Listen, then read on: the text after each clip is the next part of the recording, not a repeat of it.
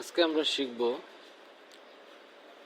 কিভাবে বই প্রিন্ট করা যায়। মাইক্রোসফট ওয়ার্ডে টাইপ করার পরে আমরা আমাদের প্রিন্টার দিয়ে কিভাবে বই প্রিন্ট করব সেই নিয়মটা দেখব।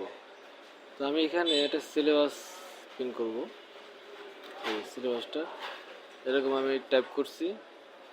অনেকেই এভাবে টাইপ করতে পারেন। এভাবে টাইপ করলে কিন্তু জিনিসটা কমপ্লিট করতে পারবেন না, আপনাদের প্রিন্ট করতে সমস্যা হবে। তো আপনারা করবেন কি, এভাবে টাইপ করবেন। এটা হলো আমাদের A4 পেজ, ঠিক আছে। A4 পেজ নেবেন, এরপরে পোর্ট্রেট পেজ নেবেন, মার্জিনটা এটা নেবেন। আমরা কাজ কমপ্লিট করার পরে, টাইপ শেষ করার পরে নিশ্চিন্তভাবে আমরা টাইপ করব। আমরা আমাদের মনের ইচ্ছা মতো যেভাবে প্রয়োজন সেভাবে টাইপ করার পরে যখন আমরা প্রিন্ট করব বই আকারে, সেই সময় যে পেজ সেটআপটা দেবেন সেটা আমরা আজকে দেখব। তো পেজের সমস্ত কাজ করতে হয় পেজ লেআউট এসে আমরা হোমে এই ফন্ট সাইজ যা যা দরকার সেগুলো ব্যবহার করে কাজ শেষ করার পরে আমরা পেজ লেআউটে চলে আসব। তো পেজ সেটআপের এখানে দেখেন এই যে কোণা পেজ সেটআপ, এটা আমরা ক্লিক করলাম। আমরা এটা এখান থেকে আনতে পারি, বা এই যে এই গ্যাপটা মার্জিনের বাইরে যে গ্যাপটা, এখানে ডাবল ক্লিক করলে এটা চলে আসবে। তো এখানে আসার পরে আপনারা এখানে করবেন টপ দেওয়া আছে, বটম দেওয়া আছে, লেফট দেওয়া আছে, রাইট দেওয়া আছে।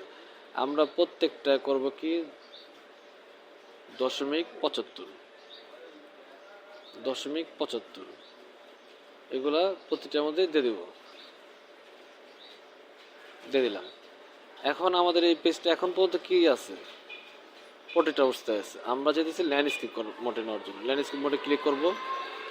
ক্লিক করার পরে এই যেখানে নর্মাল মাল্টিপল পেজ, এখানে কি নর্মাল দেওয়া, আমরা এখানে এসে করবো কি এই বুক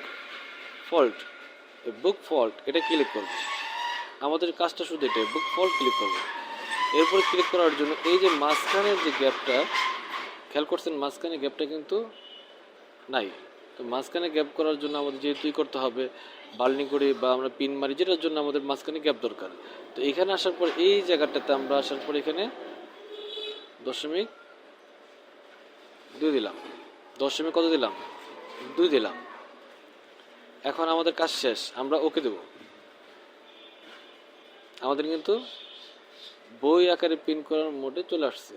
তো আমরা আরেকটা জিনিস করতে পারি, সেটা হলো বই পেজ নাম্বার। নাহলে আমরা কীভাবে বুঝবো, সেটার জন্য আমাদের এখানে আসতে হবে ইনসার্ট পেজ নাম্বার। এখানে আসার পরে এই যে বটন, আমরা বটন নিচে যেতে চাইছি, সেক্ষেত্রে আমাদের বটন মাঝখানে, পেজের মাঝখানে আমরা নাম্বার দিতে চাইতেছি। তো মাঝখানে আমরা ক্লিক করলাম। এটা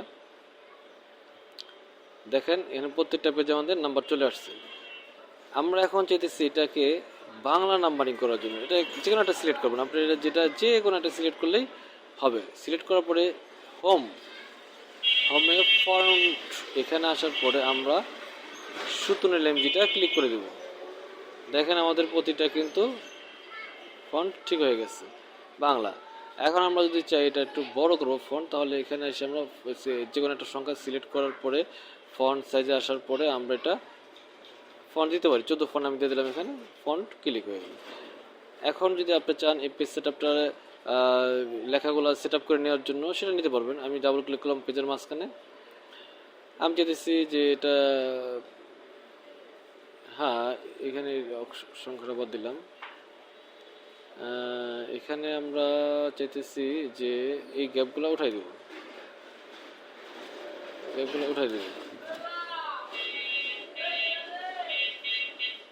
এখানে একটু গ্যাপটা নামা দিই।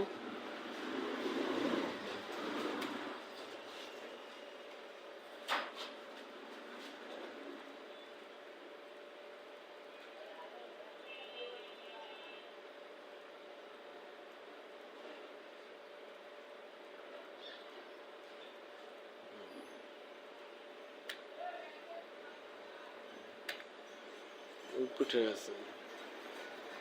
পেজ সেটআপের পরে একটু সমস্যা হয় আর কি, যদি এরকম সমস্যা হয় আপনারা ঠিক করে নেবেন।